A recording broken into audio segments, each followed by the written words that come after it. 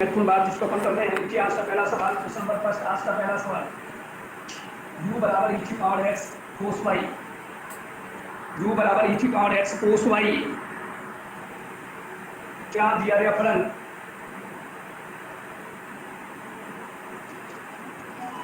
क्या दिया गया फलन वह सम्मादी फलन है। क्या दिया गया फलन वह सम्मादी फलन है। पहला सवाल, क्या दिया गया फलन वह सम्मादी फलन है। क्या दिया गया फलन वह सम्मादी फलन है तथा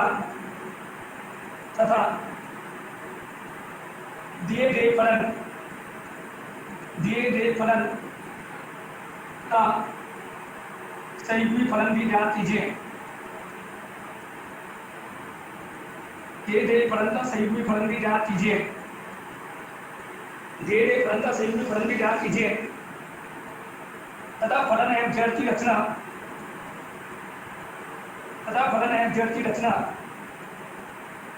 जड़ के पदों में कीजिए। तथा फलन है जड़ की रचना जड़ के पदों में कीजिए। सवाल आपको दे रहे हैं क्या दिया गया फलन वह सम्मादी फलन है तथा दिए गए फलन का संयुग्मी फलन ज्ञात कीजिए तथा फलन है जड़ की रचना जड़ के पदों में कीजिए। ये तीन बातें आपको पूछी जा रही है। पहले अपन समाधि फलन करेंगे, उसके बाद संयुग्मी फलन निकालेंगे, उसके बाद फलन है जड़ की रचना जड़ के पदों में करेंगे। तो सॉल्यूशन हम जानते हैं समाधि फलन होने के लिए लाप्लास समीकरण संतुष्ट होना चाहिए, अर्थात del square upon del x square plus del square upon del y square बराबर 0 होना चाहिए। हम जानते हैं समाधि फलन के लिए लाप्लास समीकरण संतुष्ट होना चाहिए और लाप्लास समीकरण होता है del square upon del x square plus del square upon del y square बराबर 0। इसको दीजिए 1 नंबर। देखो प्रश्नानुसार दिया गया फलन दीजिए 2 नंबर। समीकरण 2 के दोनों पक्षों का एस के सापेक्ष आंशिक अवकलन करने पर आइए 2 के दोनों पक्षों का एक्स के आंशिक अवकलन करें। मूल को आप निरंतर देखिए, निरंतर एनालिसिस करें। u का del upon del x e की पावर s की पावर x, इसको आप दीजिए 3 नंबर। समीकरण 3 के दोनों पक्षों का s के सापेक्ष आंशिक अवकलन करने पर e की पावर s की पावर x, इसको आप दीजिए 4 नंबर।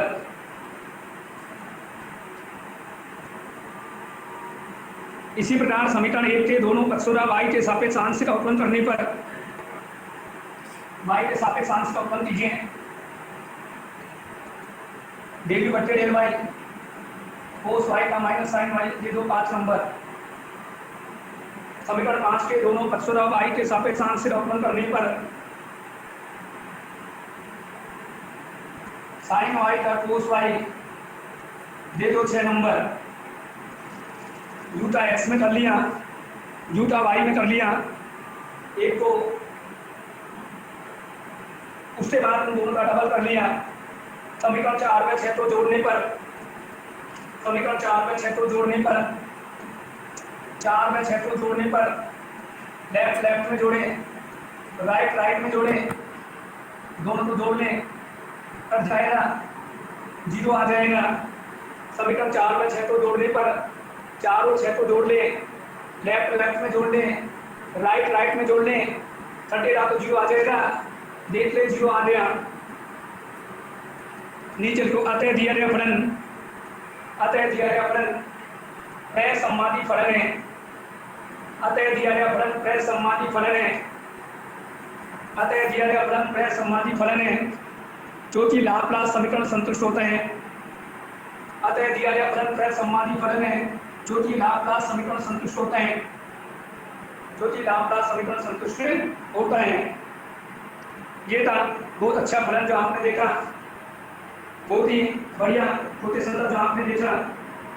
अब सवाल आपसे भी पूछ रहे हैं कि फलन u का असम्मादी संयुग्मी बताओ।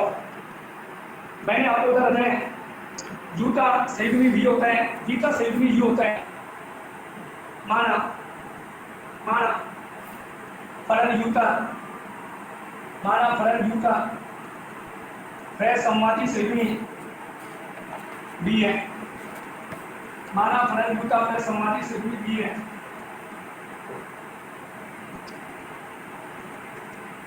तब हम जानते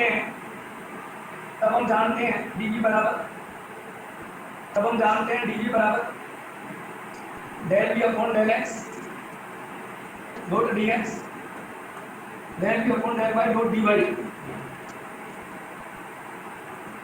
इसको दे दे सेकंड पार्ट का एक नंबर,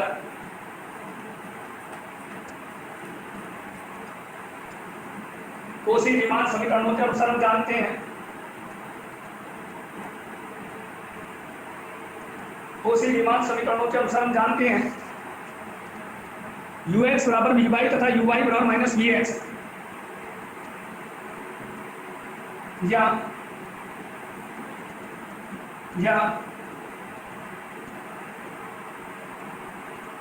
ये कोसी रीमान समीकरण जो आपको बताया, यहां से del B upon del x का मान निकाल लें।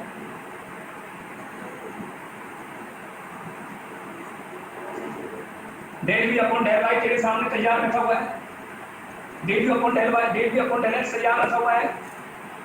तुम्हें पता है फलन तो यू भी मिल रहे हैं, पूछ भी रहा है, बी निकालने का ये सूत्र है, लेकिन इस सूत्र को यूज करने के लिए बीटा एक्स में बीटा वाई में करना पड़ेगा, जो अपने पास नहीं है।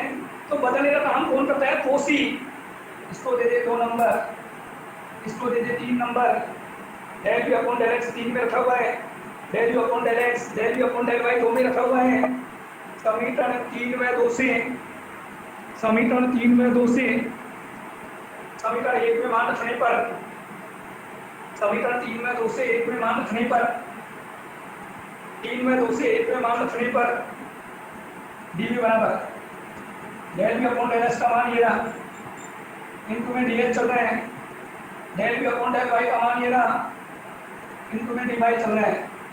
बढ़ाओ इसके, देख लो बोर्ड, यहाँ तक रहो जितना तो बोर्ड। इसको दे दे तू 4 नंबर, पहले del B upon del Y का del B upon del x का मान भर दिया 3 से यहाँ पर, और फिर 2 से del B upon del Y का मान भर दिया ये, तभी तो मैंने लाइन बोली है 3 और 2 से 1 में मान रखने पर। बढ़ाओ इसके, देख लो बोर्ड। इनको प्रश्न अनुसार दिया गया फलन, ये फलन आपको मिल रहा है। अभी थोड़ी देर पहले इसका अवकलन कर लिया था आपने, del B upon del x आपने कहा था e की पावर s cos y, और del B upon del y आपने कहा था e की पावर s cos y का माइनस sin y। जो आपने पहले बार के अंदर निकाल लिया था, u का x में आपने कर लिया था, u का y में आपने कर लिया था, वो देखते रहो निरंतर चलो। जब u का y में आपने करा e की पावर x sin y, जब u का अपने x में लड़ा, वो चल रहा है e की पावर x cos y। इनको में लगातार चलता हुआ dy बढ़ाओ इसे, देख लो board. Del B upon del Y का मान ये रहा, del B upon del x का मान ये रहा। यहाँ तक कोई बात नहीं समझ में आई? आप तुरंत मुझे बताएं। क्लियर? बोर्ड देखते रहो। आप सेकेंड ईयर क्लास पढ़ते आ रहे हो, सेकेंड ईयर में आपने खूब पढ़ा है कि डीटा वाला अवकलन होता है, वाला कौन डीटा का समाकलन होता है। बोर्ड आप देख लो, मैं इस स्टेप को बाउंड करके लिख रहा हूँ और मेरा बाउंडेशन ये है, सब बच्चे सुन लेना। अभी लिखो मत, केवल देखो मैंने इसको इस तरह लिखा, ऐसा क्यों लिखा रीजन सुन ले। सेकेंड ईयर में आप पढ़ते आ रहे हो अवकलन, और उसमें भी आपने पढ़ा था आंशिक अवकलन। डी को अवकलन से दर्शाते हैं, अवकलन जो होता है उसको अपन डी से दर्शाते हैं। जब अपन बोलते हैं अवकलन करें, तब इसका मतलब होता है कि किसमें कर ये पता नहीं है, केवल अवकलन कर किसमें करना है ये पता नहीं है, केवल अपन बोलते हैं अवकलन कर। जैसे मैंने बोला कि सपोज कर ये पहला फलन नहीं है, दूसरा फलन, मैं बोल रहा हूँ अवकलन करना है, आपको ये पता नहीं है किसमें कर। जब जगह अपन बोलते हैं तो अपन डीएक्स लिखते हैं, वो देख ले। प्रथम फलन, सपोज कर इसको प्रथम फलन मान ले, प्रथम फलन इनटू द्वितीय अवकलन sin y का cos y बचे y का dy, केवल अवकलन हो रहा है, जनरल अवकलन। प्रथम फलन इनटू द्वितीय अवकलन sin y का cos y बचे y का dy प्लस द्वितीय फलन है इनटू प्रथम फलन का अवकलन e की पावर s e की पावर x। एक बार पुनः ले ले सब बच्चे, ये माइनस में सूत्र में माइनस हो रहा है तो प्लस हो गया, ये तो आपको पता है। Del upon del y minus में था, और ये ऑलरेडी माइनस में है तो सूत्र में क्या हो रहा है प्लस मोड है प्रथम फलन इनटू द्वितीय अवकलन sin y का cos y बचे y का dy प्रथम फलन इनटू द्वितीय अवकलन sin y का cos y बचे y का dy प्लस द्वितीय फलन sin y इनटू प्रथम अवकलन e की पावर x बराबर इसके रेट का मोड। कोई बात नहीं समझ आ रही तो जरूर बोल। क्लियर? इसको ले ले 5 नंबर। समीकरण 5 के दोनों पक्षों का समाकलन करने पर dv का भी e की power x sin y plus में c समाकलन होता है तो अचरपन देते हैं।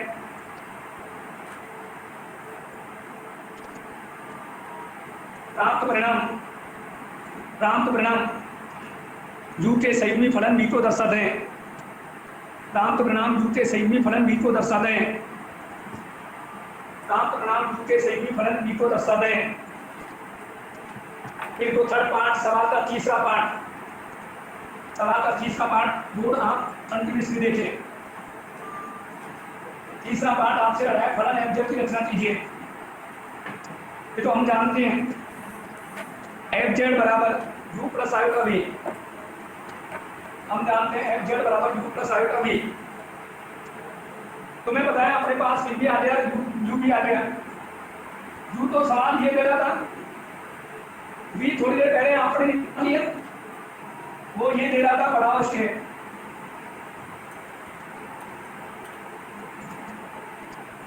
यू तो ये दे रहा है, वी ये दे रहा है।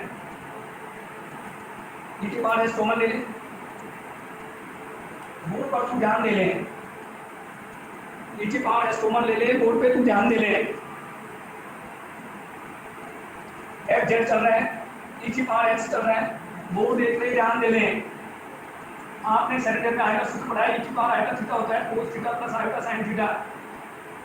आपने सूत्र पढ़ाया cos theta plus iota sin theta क्या होता है ई की पावर आयोटा थीटा। मैं बोलूं cos y plus iota sin y तो आप क्या बोलोगे ई की पावर आयोटा y। आप बोलोगे ई की पावर आयोटा y तो बेटा आधार समान होने पर घातीय गुणा में द्वितीय जोड़ दें। आधार समान होने पर घातीय गुणा में द्वितीय जोड़ दें। x प्लस आयोटा y को क्या बोलते हैं z। नीचे अतः प्राप्त परिणाम फलन एफ जेड की रचना z के पदों में करता है। प्राप्त परिणाम फलन एफ जेड की रचना z के पदों में करता है। प्राप्त परिणाम फलन एफ जेड की रचना z के पदों में करता है। प्राप्त परिणाम फलन एफ जेड की रचना z के पदों में करता है। क्लियर? ये था आपके मेन बढ़िया कोटेशन था, आपने देखा आसान कोटेशन था जो आप पढ़ गए इस समय, बेहद आसान कोटेशन था जो आपने देखा। फिर लिखो नेक्स्ट, आगे बढ़े, ध्यान से समझे। फिर लिखो प्रमेय। पहला प्रमेय आज का सवाल के बाद पहला प्रमेय आज हम पढ़ने जा रहे हैं। तब भैया बहन बड़े ध्यान से चले, बड़े ध्यान से उसको सुने, और कोई बात आपको नहीं समझ में आ रही है तो जरूर आप उसको डिस्कस करके पूछने करो। देखो आज का पहला प्रमेय, माना मोड एफ जेड एक प्रदेश में, थर्ड ईयर की क्लास में प्रांत को प्रदेश बोलते हैं। थर्ड ईयर में प्रांत को प्रदेश बोलते हैं। माना मोड एफ जेड एक प्रदेश में अचर है। माना मोड एफ जेड एक प्रदेश में अचर है। जा एफ जेड विश्लेषित फलन है। जहाँ एफ जेड विश्लेषित फलन है तो एफ जेड अचर भी होगा। तो एफ जेड अचर भी होगा। अच्छा प्रमेय, बेहतरीन प्रमेय कर रहे हैं। माना मोड एफ जेड एक प्रदेश में अचर है, यानी मोड एफ जेड एक प्रदेश का मतलब होता है प्रांत, और प्रांत का मतलब होता है जिस पर फलन परिभाषित हो। प्रमेय करिए, माना मोड एफ जेड एक प्रदेश में अचर है जहाँ एफ जेड एक विश्लेषित फलन है। तो आप ये सिद्ध कीजिए जब मोड एफ जेड प्रदेश में अचर है तो क्या एफ जेड भी अचर होगा? क्या अचर यानी कांस्टेंट होगा? क्या? ये तो उपपत्ति प्रूफ, बहुत ही अच्छा प्रमेय, बढ़िया प्रमेय। देखो उपपत्ति प्रूफ, माना,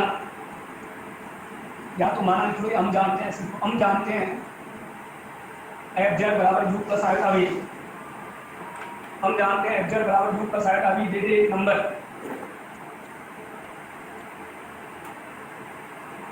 समीकरण एक के दोनों पक्षों का मापांक लेने पर दोनों पक्षों का मोड ले लें, दोनों पक्षों का मापांक लेने पर दोनों पक्षों का मोड ले लें।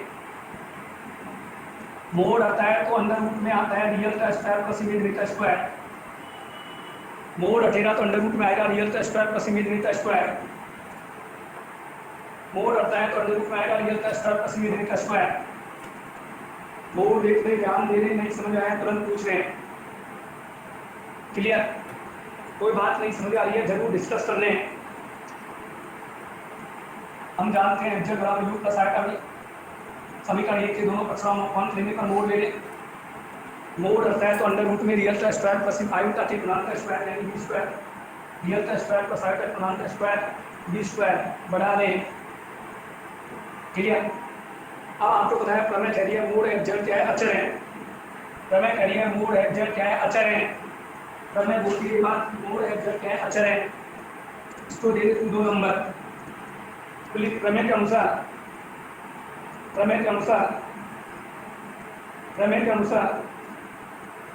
मोड एफ जेड बराबर अचर, प्रमेय के अनुसार मोड एफ जेड बराबर अचर, मोड एफ जेड बराबर अचर।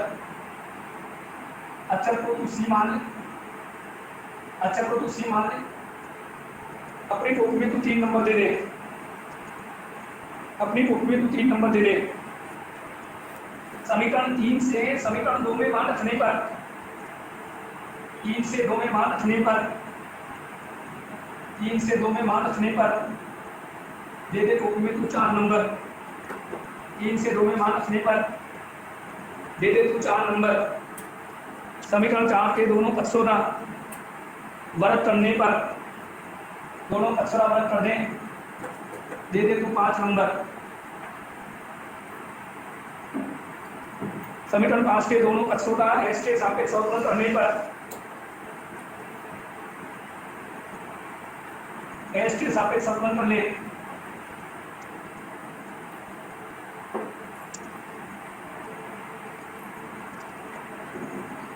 सी स्क्वायर 0, 2 कॉमन लेके 0 में ले लें,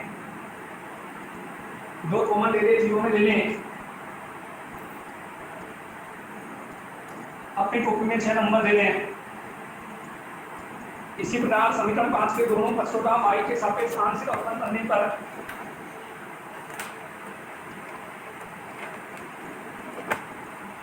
दोनों पक्षों का y के सापेक्ष आंशिक अवकलन कर लें।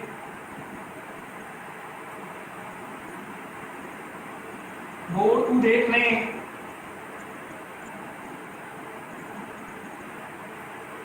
इसको तू 7 नंबर दे दे। यहाँ तक कोई स्टेप परेशान कर रही है तो मुझे बता दें, कोई बात नहीं समझ आए तो बोल दें।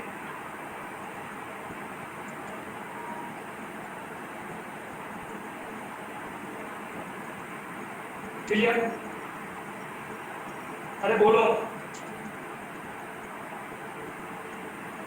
बिल्कुल हम जानते हैं कोसी विमान समीकरणों के अनुसार, कोसी विमान समीकरणों के अनुसार ux बराबर by, ux बराबर by, del ux del u upon del x बराबर del u upon del y। हम जानते हैं कोसी विमान समीकरणों के अनुसार ux बराबर by या del u upon del x बराबर del u upon del y। आपको तो याद बता दिया है uy बराबर माइनस का bx, del u upon del y बराबर माइनस का del u upon del x। कई बार आपको बता दिया कोसी विमान का समीकरण कि ux बराबर by होता है, uy बराबर माइनस bx होता है। आपको कई बार बता दिया, कई बार नहीं करते हैं, आपको पता है। क्लियर? चले, ux बराबर by होता है और uy बराबर माइनस का bx होता है। इसके पे ध्यान से उतार लें।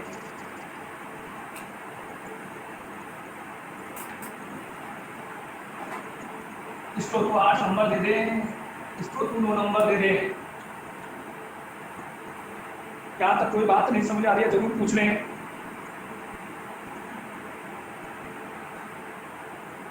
समीकरण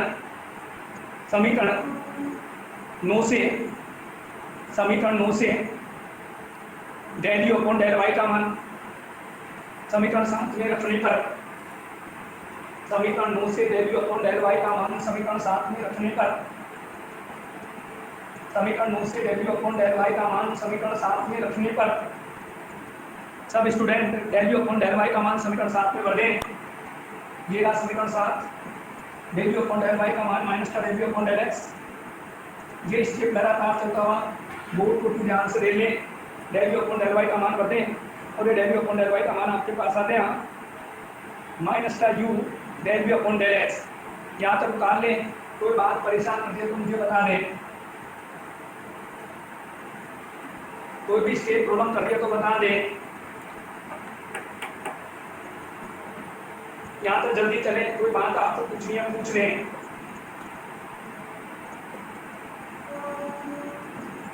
क्लियर? इसको तुम इसके सामने याद रखते डिसिप्लिन बना लें, इसको इधर ले लें, माइनस से माइनस को काट दें, यहां से del B upon del x का मान निकाल लें। इसे तेरी कॉपी में 10 नंबर दे दें, इसको 10 नंबर दे दें। समीकरण 10 से यह मान समीकरण 6 में रखने पर, समीकरण 10 से यह मान समीकरण 6 में रखने पर बोर्ड देख ले तो निरंतर है, बढ़ा ले इसके 10 से 6 में मान भर दे। बोर्ड को तू ध्यान से देख ले।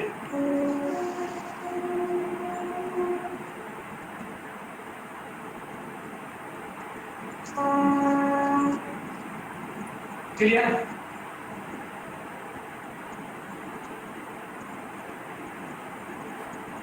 उतार लें, इसको 11 नंबर दे दें। समीकरण 11 से यह मान समीकरण 8 में रखने पर, समीकरण 11 से यह मान समीकरण 8 पर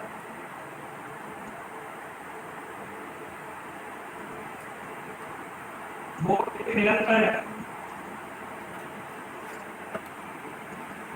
समीकरण 8 से 11 मान भर दें, बोर्ड को लगातार देख लें।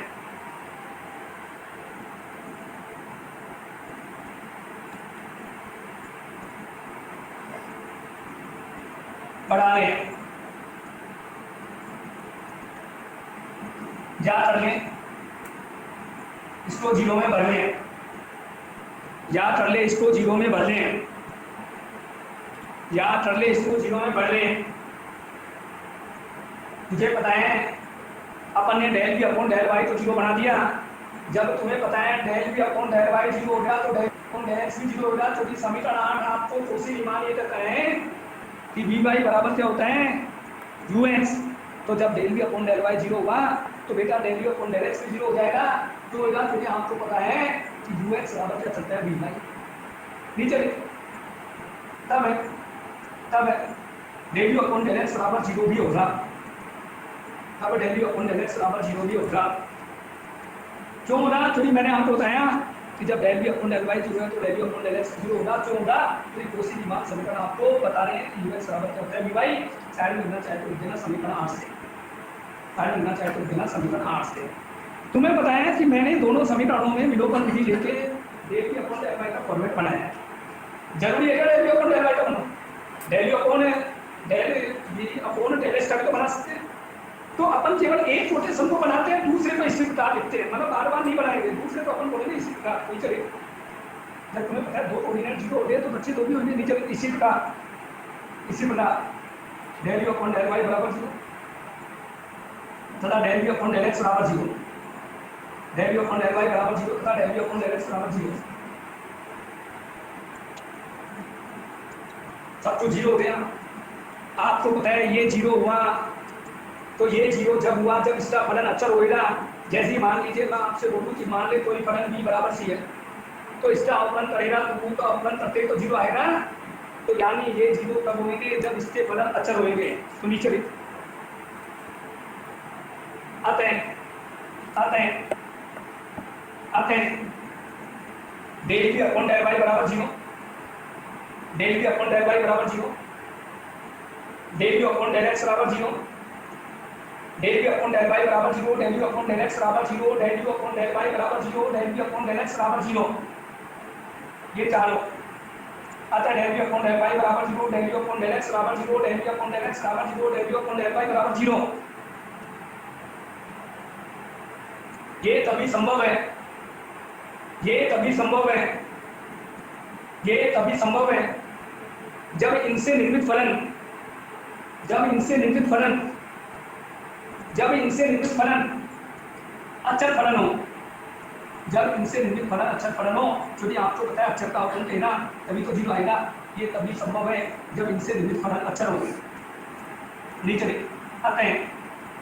अतः सिद्ध होता है कि अतः सिद्ध होता है कि फलन f z एक अचर फलन है।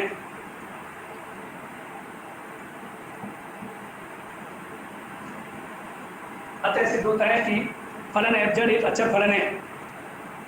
नीचे लिखो इति सिद्धम, नीचे लिखो इति सिद्धम। बहुत ही बेहतरीन प्रमेय, अच्छा प्रमेय था जो अभी अभी आपने देखा, बहुत ही बढ़िया प्रमेय था, सरल प्रमेय था।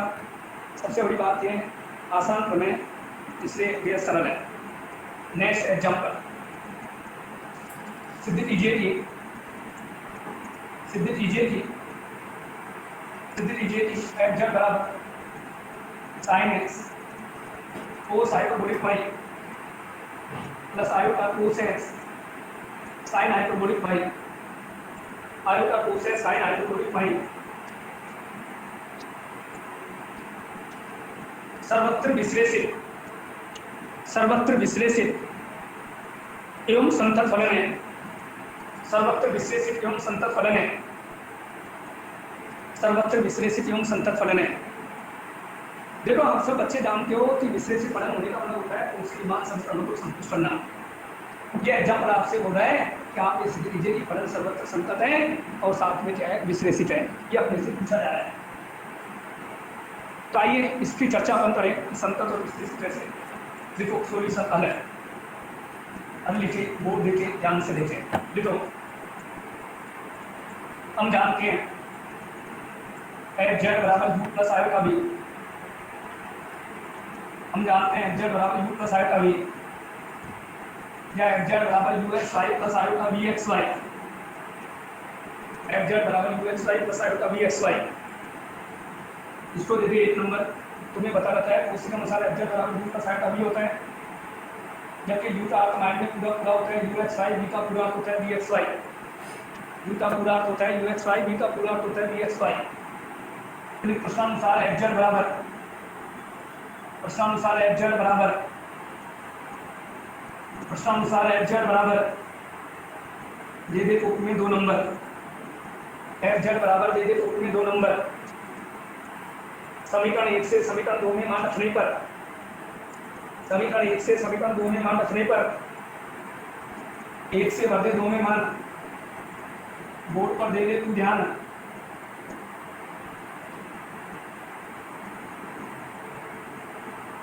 बढ़ा ले 3 नंबर दे दें, 3 नंबर दे दें। तो इसके परेशान करिए तो मुझे बता दें। समीकरण 3 में वास्तविक तथा काल्पनिक भारों की तुलना करने पर, समीकरण 3 में वास्तविक तथा काल्पनिक भारों की तुलना करने पर वास्तविक बिना आयोटा वाला, वास्तविक बिना आयोटा वाला, काल्पनिक आयोटा वाला, वास्तविक बिना आयोटा वाला, काल्पनिक आयोटा वाला क्या तथ्य बताएं, आप मुझे जरूर बताएं। तुम्हें पता है यू एक्स वाई का अर्थ यू होता है, मतलब यू लिखते हैं तो उसके अंदर ही ऑलरेडी इन्वॉल्व हो जाता है। ये एक्स वाई का अर्थ भी होता है, आपको पता है। देखो लाइन पढ़ते क्योंकि sine x cos hyperbolic y तथा cos x sine hyperbolic y, क्योंकि sine x cos hyperbolic y तथा cos x sine hyperbolic y वास्तविक चर एक्स व वाई के वास्तविक चर एक्स व वाई के संतत फलन है। वास्तविक चर एक्स व वाई के संतत फलन है। वास्तविक चर एक्स व वाई के संतत फलन है। अतः इनसे निर्मित फलन है जेड बी। अतः इनसे निर्मित फलन है जेड बी संतत होगा। अतः इनसे निर्मित फलन है जेड बी संतत होगा। अतः इनसे निर्मित फलन है जेड बी संतत होगा। यानी जब एक्स और वाई संतत फलन है और एक्स और वाई से निर्मित यू और बी भी संतत फलन है, तो ओवरऑल जिससे बनने वाला फलन है जेड बी क्या होगा? संतत फलन होगा। क्लियर? फिर लिखो सेकंड पार्ट। हम जानते हैं किसी फलन के विश्लेषी फलन होने के लिए कोशी रीमान समीकरण संतुष्ट होने चाहिए। कोशी रीमान समीकरण संतुष्ट होने चाहिए। और कोशी रीमान आपके माइंड में चल रहा है, बार बार बताने की आवश्यकता नहीं है। तो मुझे कोशी रीमान को सिद्ध करना है, तो आगे कोशी रीमान को पंचायत करते हैं। बराबर रुपये भी होता है, ये तेरे पास भी है, ये तेरे पास भी है। टू का एक्स में कर लें, यू का वाई में कर लें, बी का एक्स में कर लें, बी का वाई में कर लें, यू का एक्स में कर ले, यू का वाई में कर ले, बी का एक्स में कर ले, बी का वाई में कर ले। बहुत ध्यान से देख लें। देखो हम जानते हैं कोशी रीमान के अनुसार, यू एक्स बराबर बी वाई तथा यू वाई बराबर minus b x. U x b y, u Y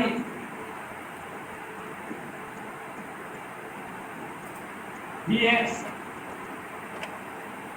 minus इधर प्लस हो गया ना। देख ले दोनों बराबर हो चुके।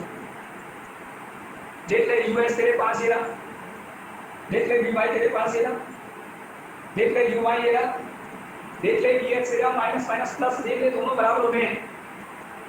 नीचे आते हैं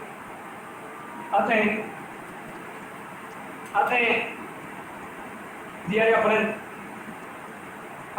फलन मिश्रित फलन है। अतः दिया गया फलन मिश्रित फलन है क्योंकि कोशी रीमान समीकरण संतुष्ट होते हैं। अतः दिया गया फलन मिश्रित फलन है क्योंकि कोशी रीमान समीकरण संतुष्ट होते हैं। नीचे लिख दे कि सिद्धम। कोई बात नहीं समझ आए आप जरूर उसको मुझे बताएं, तो इसके परेशान करें, जरूर आप बताएं। ये तो आसान फॉर्मेट जहाँ आपने देखा कि संतत कब होता है, विश्लेषित कब होता है, या आपको पता लग गया बेहद आसान था ये क्वेश्चन जो आपने देखा। आज अपने 2 सवाल पढ़े, एक महत्वपूर्ण प्रमेय पढ़ी, बेहद आसान थी ये प्रमेय। नेक्स्ट कल